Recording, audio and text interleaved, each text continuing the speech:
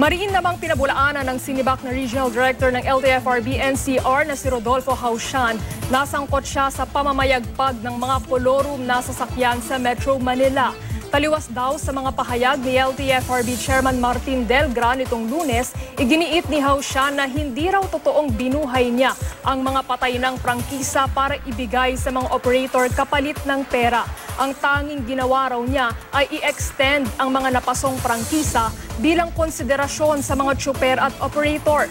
Wala rin daw maanumalya sa mga natagpuang dokumento sa umano'y pantry ng kanyang opisina. Handa raw panagutan ni Hausian ang kanyang mga aksyon. Pero pakiramdam niya, biktima raw siya ng umano'y pagpapapogi ng kanilang ahensya. Bago raw pumutok ang balita sa telebisyon, isang mataas na opisyal ang umano'y kumausap sa kanya at inudyok na siya ay mag-resign. Ayon naman kay LTFRB Chairman Delgra, nalulungkot siya sa nangyayaring sibakan sa kanyang ahensya. Gayunman, patuloy raw ang paglilinis sa hanay ng LTFRB.